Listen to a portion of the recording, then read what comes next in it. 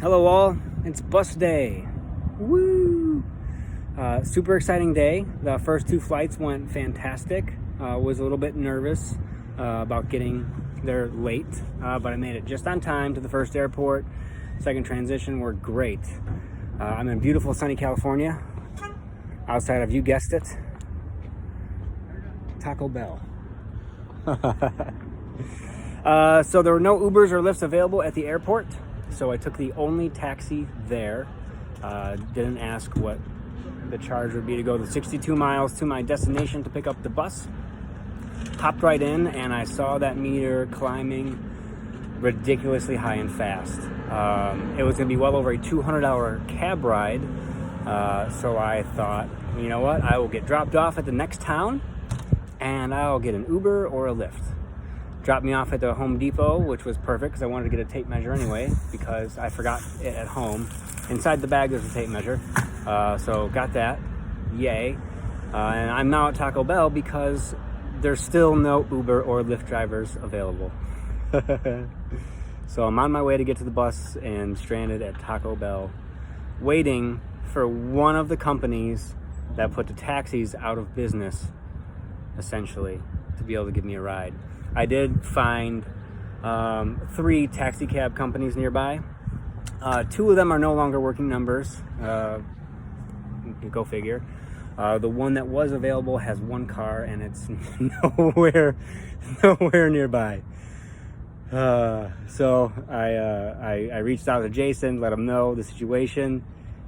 He says he's going to check on me in a little while. In the meantime, I'm going to hang out at Taco Bell, taking the sights of beautiful California, which has strip malls like every other town and place in our country. So yeah, that's an update on bus day. Still super excited. I feel like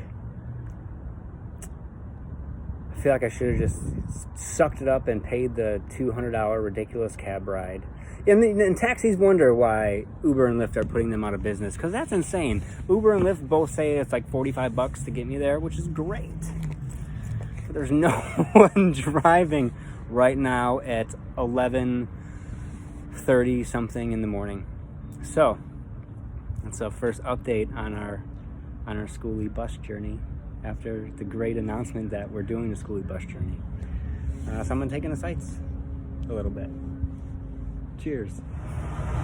All right, I think I got it sorted. I called another taxi company. They told me $200, so I said no. Uber and Lyft still no go. So I looked at the transit via bus, and I made it from Taco Bell to McDonald's, which they're right next to each other. The bus stop. We're gonna try bus. I think we can do it via bus and be there in an hour and a half time. Here goes. Kind of poetic, now that I actually think about it, that in order for me to get our bus, I need to take a bus. So here's to taking a bus to get the bus.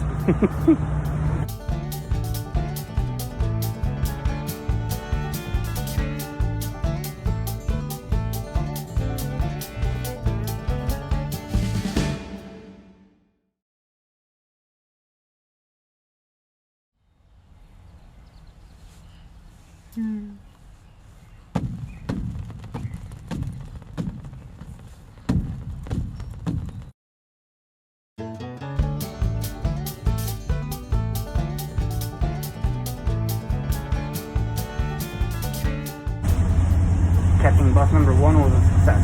On to bus number 2.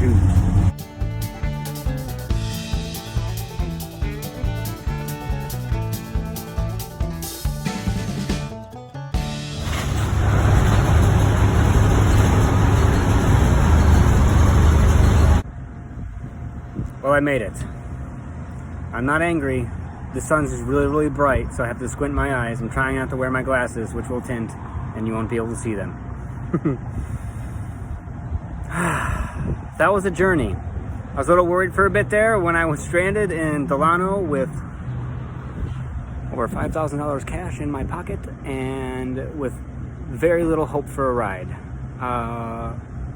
I accepted where I was and just kind of like sat back, took a little bit of a breather, and exhausted all possibilities until I went to see if public transit could do it, and lo and behold, 2 bus rides and $2 later, I made it. The remaining,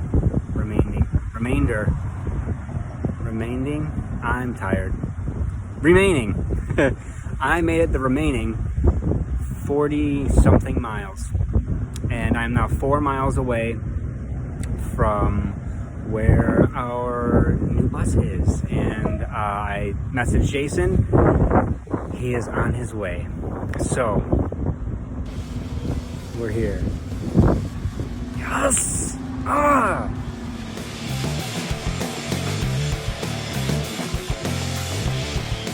All right, hello all. We are here with the boss. Made it, finally. It only took, left at 4:30 this morning and arrived here probably 2:30, something like that. Took 2 planes, 2 bus rides, and very overpriced taxi ride, a little bit of walking, and then Jason here, who is the previous owner of the bus and was going to build it out, but you know, as we all know, things change and happen, so by that, we were lucky enough to be the ones that the bus is going to be the new home for, and we're going to make it our home. But here she is, all 36 feet of the bus. We're going to take a quick peek inside and get the engine going. All right, guys, we are here inside the bus, back with Jason, and I know close friends and family, and like maybe people who are like, "Wow, you guys are really going to do this." We did our research, and we found a few engines, transmissions, and stuff that would fit the bill. This was the number one on all those, and I am by no means a professional on that, but Jason here very much is, and I'm going to turn it over to him to share. Okay, guys, so I build these diesel engines for a living. I'm Class A driver. I work on these trucks. I do this big type of stuff. So I don't want you guys to think that I'm letting Joshua take off here without me explaining to him an air brake system, teaching him how to adjust the brakes. That's why I'm covered in dirt. I took him underneath and physically showed him how to adjust his own brakes, explained to him how the system worked, so he knows what he's doing. That said,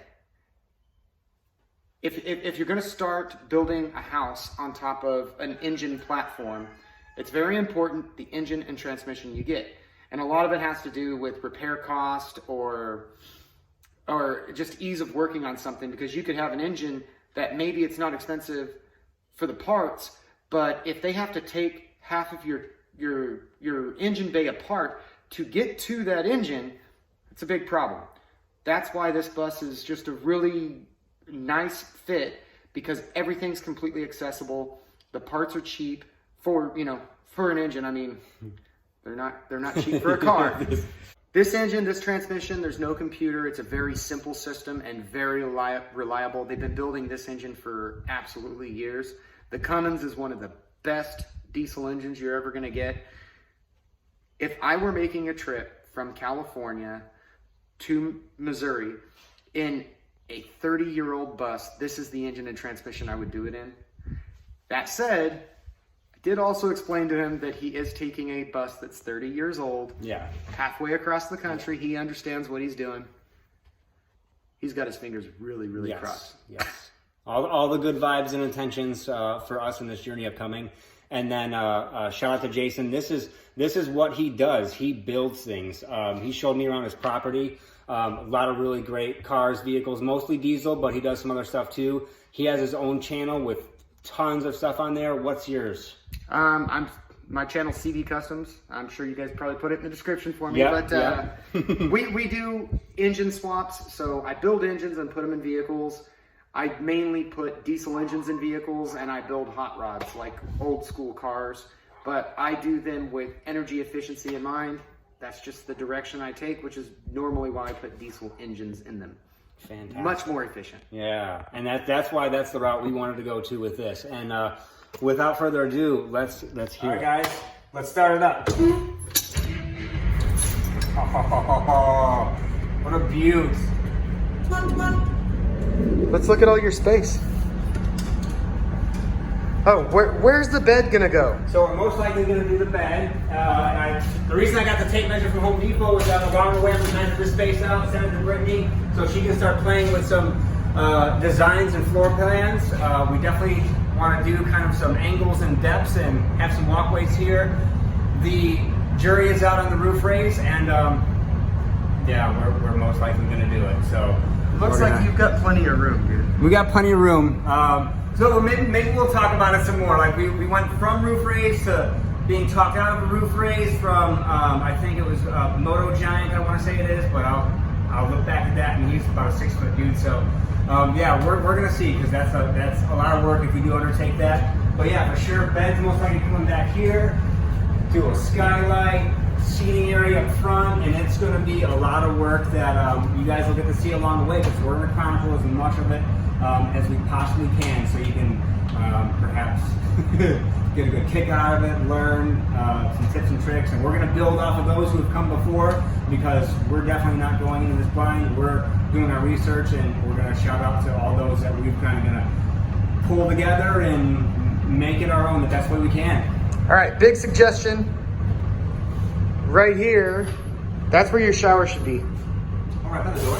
Yeah, so you put the shower by the door so that you have a door going into the shower. If you guys come back from the beach or something and you don't want to bring all the sand inside, Yeah. you can come right into the shower. And of course you can lock it from the inside. You're not worried about somebody getting in. Yeah. But it gives you a second access to the shower so you can come in clean. Right. Or you got all the animals, you can clean the animals before they're inside the bus. We had to bathe all the dogs yesterday because we went to the dog park, and it's been raining in Missouri for like the last several days and the next week to come. So yeah, I definitely like the suggestion. All right. Guys, we're at the engine. Jason's gonna point out some cool stuff. One of the cool things about this engine, he showed me, you can start from the back. You've got starting in the front, you toggle the switch down, push the button. Listen to that.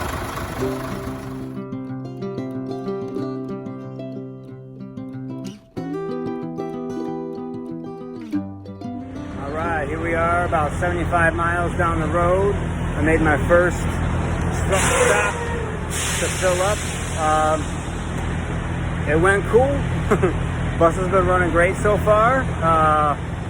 Gonna work to get out of California this evening and then stop off for the night and camp out.